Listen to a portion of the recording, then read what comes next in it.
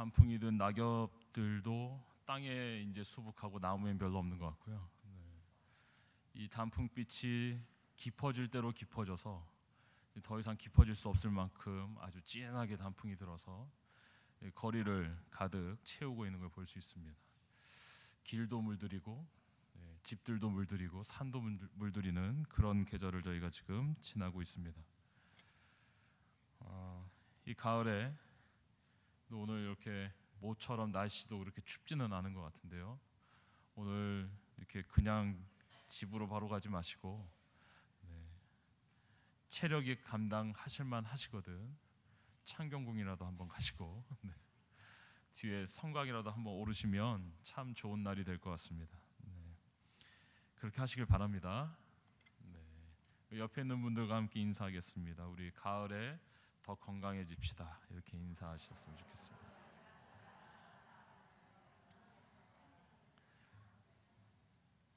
절대로 오해하시면 안 되는데요. 김정훈 교수라는 베스트셀러 작가가 있습니다. 이분이 심리 상담 전문가이신데요. 이분이 쓴 책 중에 제목이 참 힘들어가지고 제가 이걸 설교 시간에 인용하기 참 어려운 난감한데 책 제목이 남자의 물건입니다. 그래서 절대로 오해하시면 안 됩니다. 이 남자의 물건이라는 책을 보면 이 책에서 이 남자들이 왜 오늘날 한국 안에 이 시대를 살고 있는 한국의 남성들이 이렇게 심리적으로 불안하고 심리적으로 왜소하고 심리적으로 많은 문제들을 겪고 있는가, 뭐 이런 이야기들을 전문가 입장에서 나름대로 이제 이렇게 쭉 풀어서 설명하고 이야기하고 있는 책입니다. 이 책에서 김정훈 교수의 이야기를 책 한 권을 아주 짧게 요약한다면 이 한국 남자들의 문제는 자기가 자기 이야기를 할 수 있는 물건이 없어서 그렇다, 이렇게 진단하고 있어요. 그러니까 남자들이 자기 얘기를 할 수가 없으니까 이 자기 얘기를 하려고 좀 이렇게 술의 힘을 빌리거나 남자들이 수다를 떨 수 있는 이 자기 이야기를 할 수 있는 곳이 없으니까 안 좋은 곳에서 자꾸 그런 걸 하려고 하는 경향들이 있다, 이런 분석을 하고 있는 그런 책이 있습니다. 그 책에 소개된 그 차범근 선수의 그 책에는 그런 좀 이렇게 재미있는 이야기들로 남자들의 심리를 분석한 무엇이 문제인지를 이야기한 이런 내용들이 앞부분에 나오고요. 뒷부분에는 이제 유명한 인사들, 남성들 중에 유명하신 분들 중에 자기가 자기 얘기를 꺼낼 수 있는 물건을 소개하면서 사물을 소개하면서 이제 자기 이야기를 꺼내놓는 그런 또 부분이 있어요. 이게 여자분들은 그냥 차 한 잔만 놓고도 자연스럽게 되는데 남자들은 그게 안 된다는 거예요. 그래서 아마 체질적으로 수다를 잘 떠시는 남자분들이 계시다면 심리적으로 건강한 겁니다. 괜찮은 거니까 이분 건강하구나, 이렇게 인정해드리면 될 것 같아요. 차범근 선수 이야기가 거의 나오는데요. 차범근 선수가 물건으로 자신의 추억에 자신의 이야기를 할 수 있는 물건으로 꺼내놓은 물건이 뭐냐면요, 계란 받침입니다. 반숙된 계란을 올려놓고 스푼으로 딱 깨가지고 안에 있는 걸 이렇게 먹을 수 있는 계란 받침.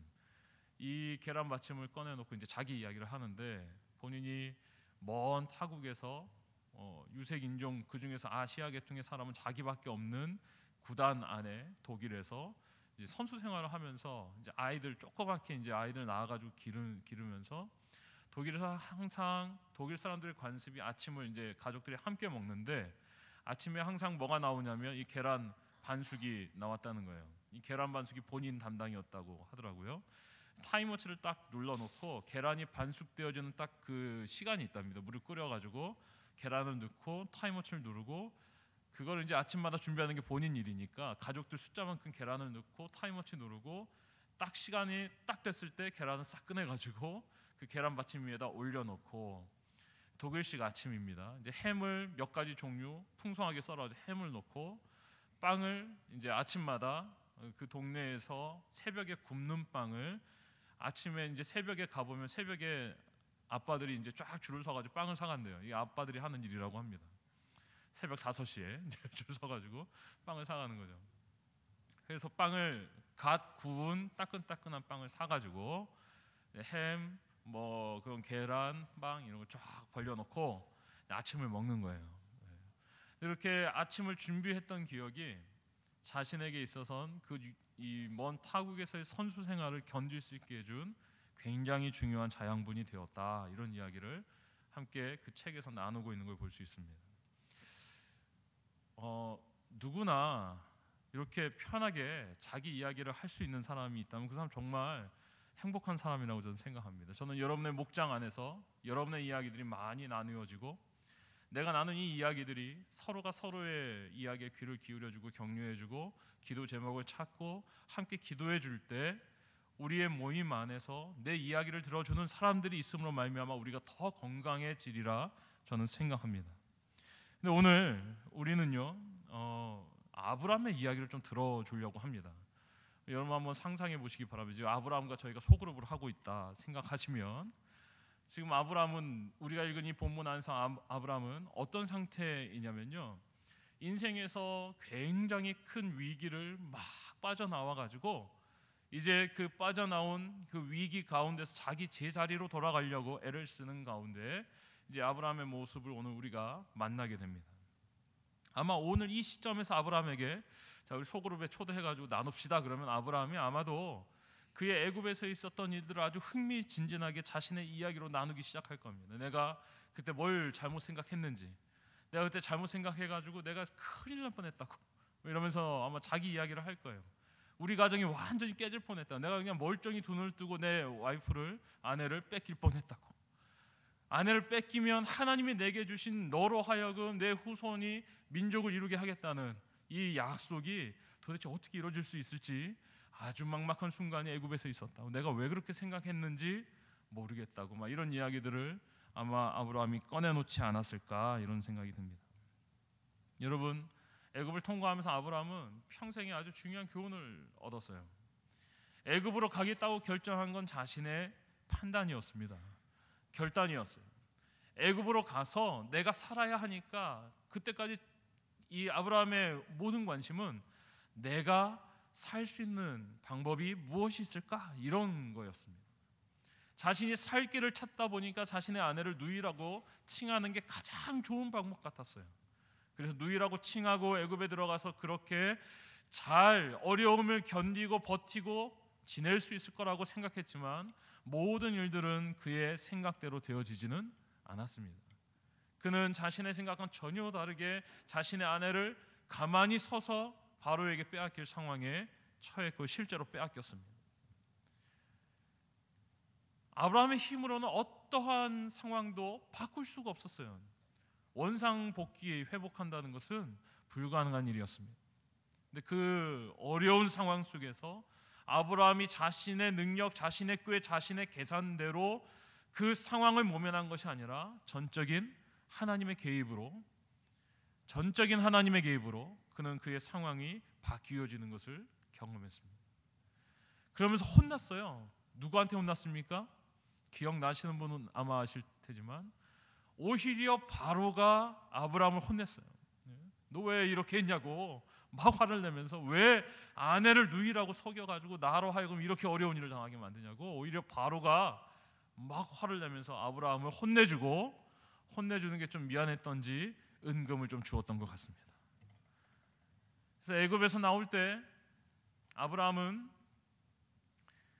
참 희한하죠. 자신의 판단으로 애굽에 가서 정말 돌이킬 수 없는 실수를 범하는가 했는데 간신히 하나님께서 회복시켜 주셔서 돌아오는 가운데 가만 보니까 실수는 자신이 했는데 바로한테 혼도 났는데 자신이 돌아오는 상황을 여러분 한번 보십시오. 아브라함이 지금 노력해서 은금을 얻었습니까?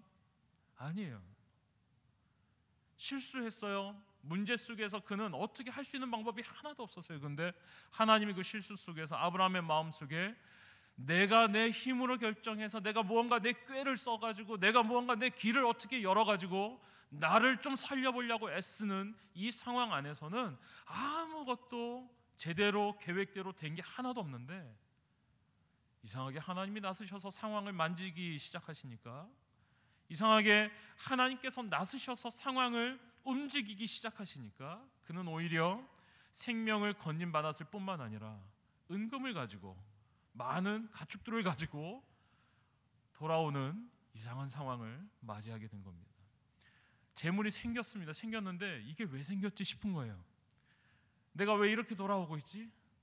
내 계획대로라면 애굽에서 철저히 망했어야 맞는 건데, 망했어야 맞는 인생을 하나님이 만지셔서 망할 수 없는 인생으로 되돌리고 계시다는 거예요. 사랑하는 여러분, 하나님 앞에서 우리도 이 아브라함의 이런 스토리 같은, 이런 이야기 같은 이런 은혜를 여러분들도 함께 만나게 되기를 간절히 소원합니다. 내 계산과 내 꾀대로 하면, 내 생각대로 하면 망할 수밖에 없는 일이 분명한데, 하나님이 그 일을 다루기 시작하시면 그 일이 신기하게 바뀌기 시작하는 거, 묘하게 역사하기 시작하는 거, 분명히 쫄딱 거덜나야 마땅한 일인데 내가 잘못 실수한 건데 그 일이 조금씩 바뀌어져 가는 것을, 회복되어지는 것을 하나님 앞에서 경험하는 인생 되시기를 간절히 바랍니다. 아브라함에게서는 아마 평생에 잊지 못할 기억이었을 거예요. 얘기하라고 하면 아마 아브라함이 1박 2일 동안 침을 튀기면서 그 얘기했을 거예요. 내 얘기를 좀 들어보라고, 내가 어떻게 살아난지 아냐고, 내 아내를 어떻게 되찾아온지 아냐고, 이 은금을 뭐라고, 내가 이거 노력해서 얻은 건지 아냐고, 막 이러면서 얘기하지 않았을까 싶습니다. 돌아오는 아브라함의 가슴 속에, 여러분이 만약에 아브라함이라면 여러분 그 일을 다 경험하고 나서 아브라함의 마음속에 아주 분명한 거 하나가 생겼을 것 같아요. 여러분 어떤 마음을 아브라함이 품었을까요? 만약에 여러분이 아브라함이라면 여러분 어떤 생각, 어떤 마음 가지고 다시 원래 자신이 하나님을 예배하던 곳으로 돌아왔을까요? 한 가지 분명한 건, 내가 아무리 꾀를 써도, 내가 아무리 계산을 해도 내 계산과 내 꾀대로 되지는 않는구나. 아마 이거 알지 않았을까요? 하나님이 나서셔야, 하나님이 만지셔야 뭔가 되는구나. 아마 아브라함 마음속에는 이 지워지지 않는 교훈이 아주 깊숙이 새겨져 있었을 것이라고 저는 생각합니다. 오늘 말씀을 보니까 그는 다시 원래 있었던 자리로 돌아왔습니다. 돌아와서 그곳에서 하나님의 이름을 불렀습니다. 여러분 정말 기적적인 놀라운 일을 경험하고 다시 돌아와서 그곳에서 하나님의 이름을 불렀다는 건 예배했다는 거 아닙니까? 하나님을 예배하고 제사했는데, 그렇게 돌아온 원상복귀한 아브라함에게 이제 돌아왔으니까 모든 근심은 그치고 모든 문제는 사라지고 이제는 계속해서 행복한 나날들이 계속됐을까요? 참 삶이 그렇지 않은 것처럼 아브라함의 삶도 보니까 딱 그런 것 같아요. 마음 잡고 은혜를 덧입고 이제 마음의 결심을 하고 돌아왔는데 그의 삶 안에는 여전히 부딪혀야 할 문제가 남아 있어요. 여러분 오늘 말씀을 쭉 따라가면서 읽다 보면은 오늘 말씀 속에서 그 땅에 여전히 해결되지 않은 가뭄의 문제들이 있었던 것 같습니다. 자원이 유한하니까 이젠 또 가축도 많아졌고 함께 거하는 롯의 가족들도 있었기 때문에 어떤 문제가 발생했습니까? 이제는 서로 싸우기 시작해요. 이 목초지가 유한하다 보니까 서로 풀을 먹이면서 힘드니까 누가 더 어느 가축에게 더 많은 풀을 먹이느냐 때문에 롯의 집안과 아브라함의 집안이 서로 싸우기 시작합니다. 이 싸움이 큰 싸움으로 번지기 전에 아브라함은 롯에게 무언가 해결책을, 그들이 함께 해결책을 모색해서 서로 공존하는 방법을 선택을 했어야 했어요. 여러분 여전히 새롭게 만나는 또 다른 양상의 문제이지만 이 문제의 내용은 다르지만 문제를 해결하는, 접근하는 태도와 방법과 그 문제를 다루는 이 방향은 여전히 동일합니다. 만약에 애굽을 경험하지 않은 아브라함이었다면 어떻게 반응했을까요? 아브라함을 여러분 잘 아시지 않습니까? 애굽에서의 아브라함의 양상을 보면 아브라함은 이 문제가 딱 발생하자마자 애굽에 들어가기로 결정했던 그 아브라함의 마음이라면 거기서 제일 중요한 건 누구겠습니까? 아브라함은 자기 위주로 모든 걸 결정하지 않았습니까? 애굽에 들어갈 때 내가 사는 방법, 내가 어떻게 하면 생명을 건짐받을 수 있을까? 바로가 나를 어떻게 하면 안 죽일까? 막 이런 거에만 집중하는 아브라함의 모습을 우리는 이미 보았어요.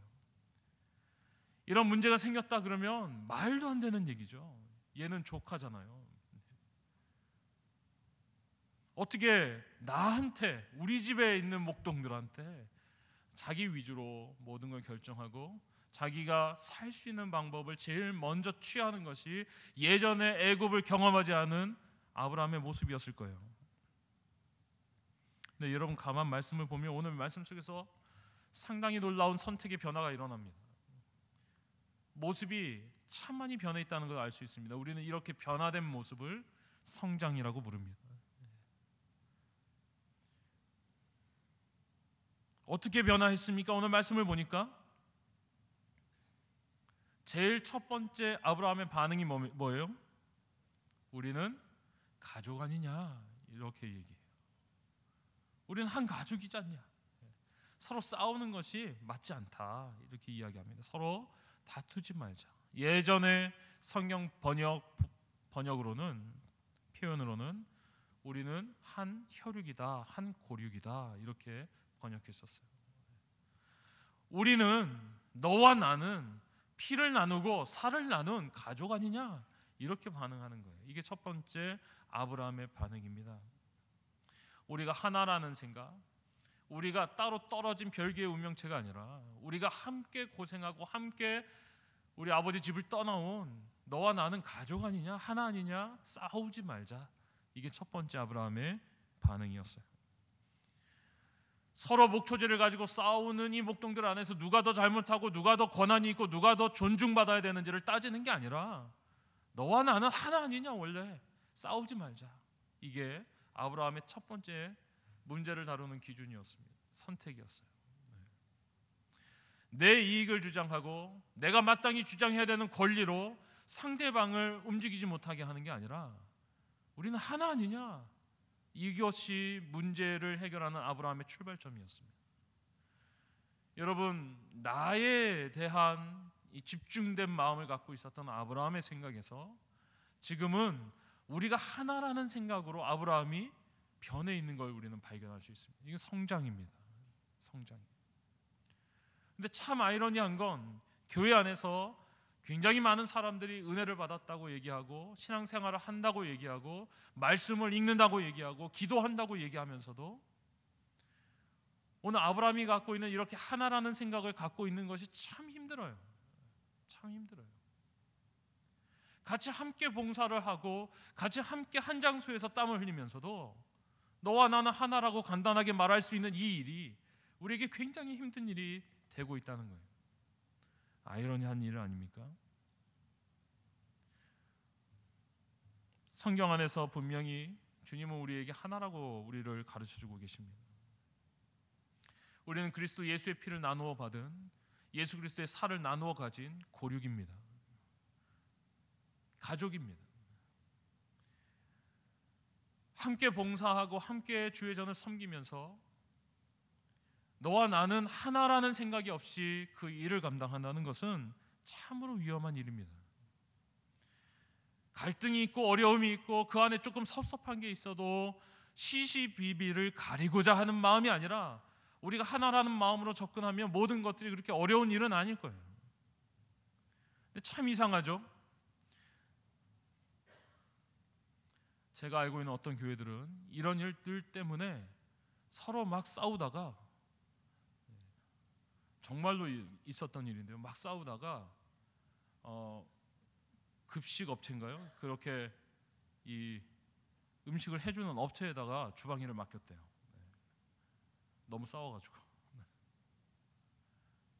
봉사하면서 싸워가지고 은혜로, 감격으로, 기쁨으로, 감사함으로 해야 될 일인데 서로 싸우면서 하다가 이건 도저히 안 되겠다, 이러다가 교회가 어떻게 되겠다, 그냥 돈 주고 사 먹자 이렇게 됐대요. 우리가 예수 그리스도 안에서 하나됨을 지킬 수 없다면 우리의 신앙과 믿음이 과연 정말인가를 묻게 됩니다. 우리가 예수 그리스도 안에서 좀 어렵고 힘든 게 있어도 용납하는 걸 실천하지 못한다면, 조금 더 손해보고 조금 더 애를 쓰고 조금 더 땀 흘리고 조금 더 노력하는 것을 실천하지 못한다면 정말로 그리스도의 사랑을 알고 있는 사람인가를 묻게 됩니다. 오늘 아브라함의 은혜 받은 모습, 변화된 모습의 첫 번째는 너와 내가 하나라는 사실을 인식하고 선언하는 데서부터 시작합니다.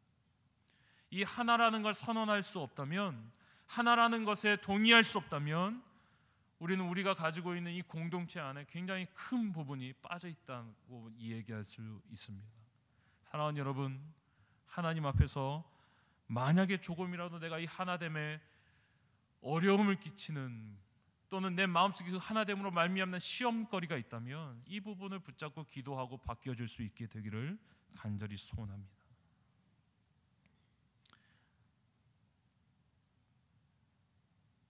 영적으로 성숙하고 영적으로 성장해 간다는 것은 상대방을 용납하고 용서할 수 있는 마음의 폭이 커진다는 것을 의미합니다. 영적으로 품어주는 사람이 없이는, 영적으로 용납해주는 사람이 없이는, 영적으로 양보해주는 사람이 없이는 교회가 절대로 은혜로 하나님 앞에서 역사될 수가 없습니다. 세상과 똑같이 자기 권리와 자기 주장을 열심히 주장하는 사람들만 교회 안에 넘친다면 교회 안에는 절대로 은혜가 있을 수 없어요. 사랑하는 여러분, 하나님 앞에서 아브라함의 이러한 모습, 이러한 마음을 힘써서 이룰 수 있는 하나님의 사람들 되시길 간절히 바랍니다. 아브라함의 모습 두 번째를 보면, 아브라함은 내가 좌하면 내가 우하고 내가 우하면 내가 좌하리라.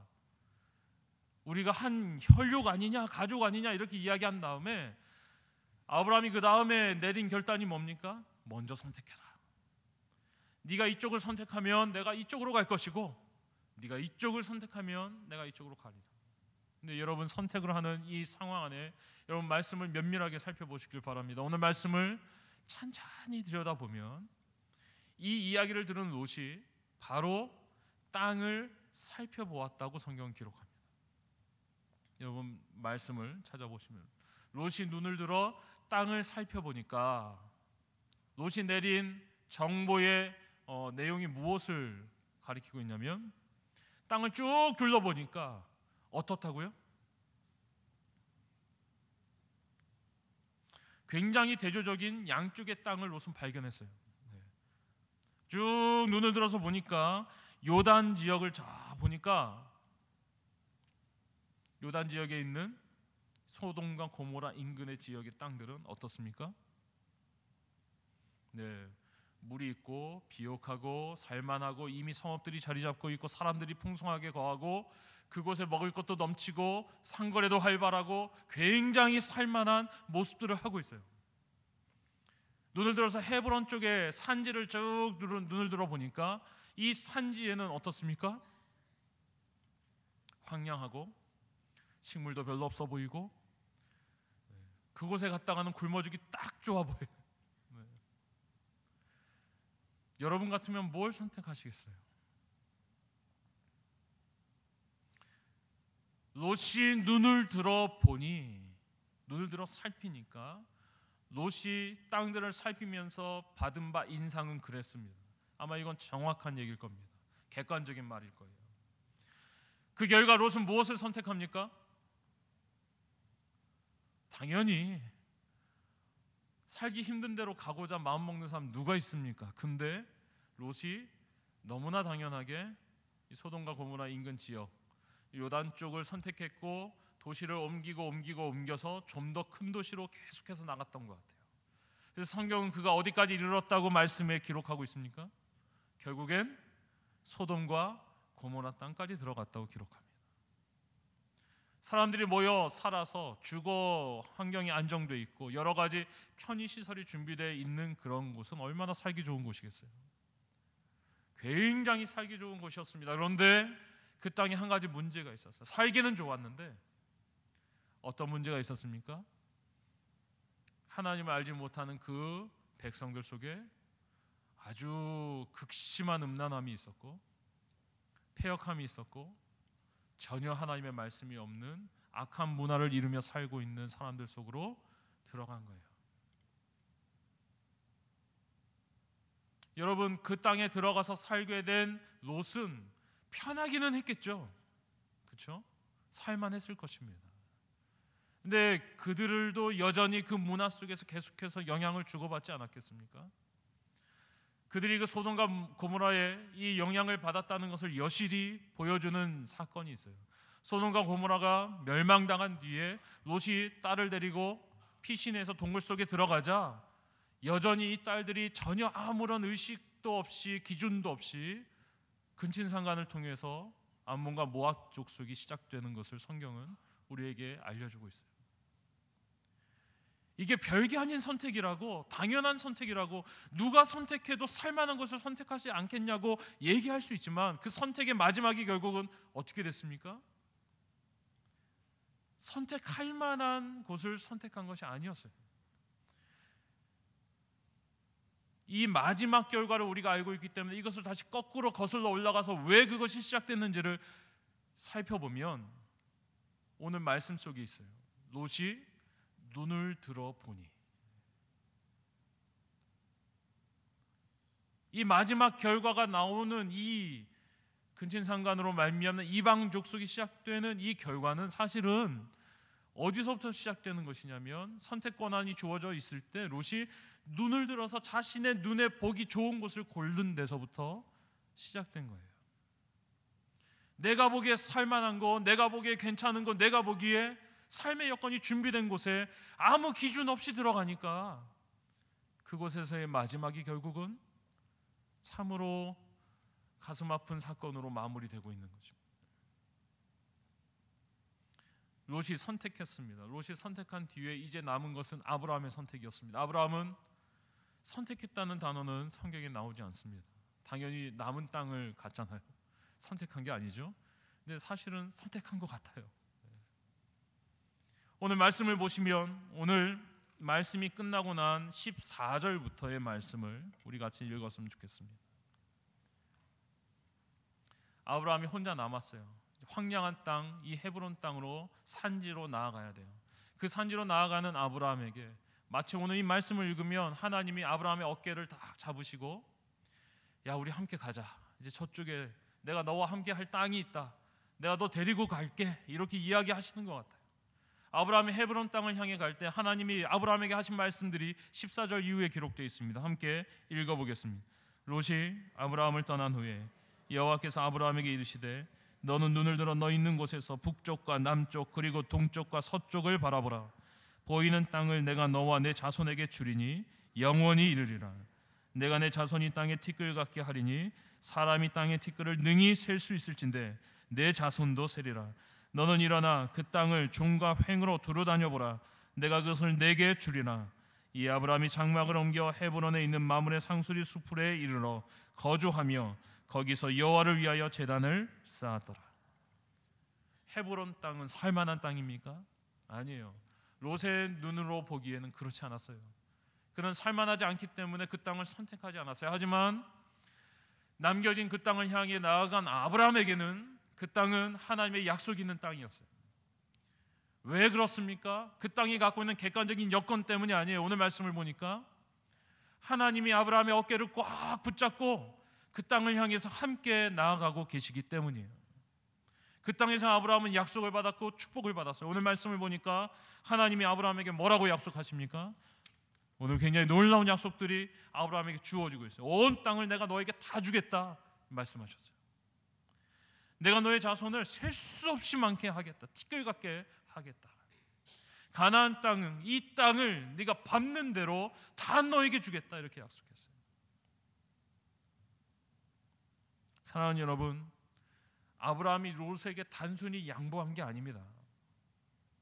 네가 먼저 해 라고 인심 쓴 게 아니에요. 오늘 말씀을 보면 저는 말씀을 붙잡고 생각하면 생각할수록 아브라함의 마음속에 분명한 기준을 실천한 것 같아요. 내가 내 선택이 아니라 하나님으로의 선택으로 살아야 내가 살 수 있구나를 배운 것처럼 오늘 실천한 거예요. 내 지혜와 내 능력과 내 힘을 써서 선택해봤자 너무나 허무한 결과만 주어지던, 하나님이 선택해 주시는 곳으로 하나님과 함께 갈 때 내가 살 수 있구나, 이걸 배운 거예요. 그래서 단호하게 정말 아무렇지도 않게 기꺼이 롯에게 먼저 선택하라고 말할 수 있었던 것입니다. 그 땅에서, 그 약속을 받은 그 땅에서, 여전히 그 땅은 황무지지만 그곳에서 마므레 상수리 나무 밑에서 하나님을 향해 제단을 쌓고 예배하는 아브라함의 모습으로 오늘 말씀이 그 그림으로 오늘 이 13장을 마무리하고 있다는 것을 오늘 우리는 볼 수 있습니다. 실수와 실패를 통해서 사람이 성장하면 무엇이 바뀝니까? 선택하는 기준이 바뀝니다. 신앙생활을 하고 믿음 생활을 하면서도 여전히 내가 똑같은 기준 안에서 똑같은 가치를 가지고 똑같이 선택하며 살고 있다면 그 사람은 성장하고 있는 사람이 아니에요. 우리는 우리의 지혜와 우리 생각으로 결정하고 내 뜻에 따라 결정하고 살아가는 사람들이 아니라 우리의 결정의 권한을 하나님께 맡긴 사람들이어야 합니다. 하나님이 내 삶을 결정하시도록 권한을 위임해 드리는 사람들입니다. 우리는 하나님이 우리의 삶을 주도해 가시도록 하나님께 주인의 자리를 내드린 사람들이에요. 아브라함의 얘기를 오늘 우리는 함께 나누었습니다. 그가 한 선택이 여러분 마음속에 도전이 되었다면 이젠 여러분의 이야기를 나누셔야 합니다. 나는 내 삶 속에서 무엇을 선택하며 무엇을 결정하며 내 기준과 내 뜻과 내 생각 가지고 결정하는 것이 아니라 하나님께 어떻게 맡겼는가를 간증할 수 있는 하나님의 사람들 되시기를 간절히 바랍니다. 내 생각과 내 지혜와 내 능력을 가지고 버티다 그것이 바닥나면 결국 꼬꾸라지는 인생이 아니라 흐르는 시냇가의 신기운 나무 같아서 그 뿌리를 향해서 무한한 자원을 빨아들일 수 있어요. 무한한 능력을 빨아들일 수 있어서 하나님이 우리에게 부어주시는 그 능력과 자원 가지고 하나님이 결정해 주시는 그 결정을 쫓아서 순종하며 나아가는 하나님의 사람 되시기를 주의 이름으로 축원합니다.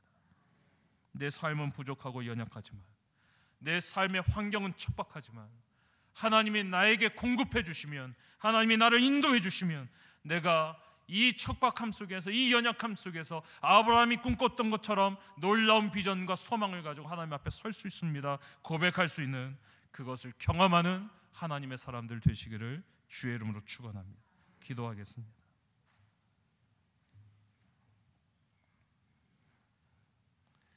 하나님 감사합니다.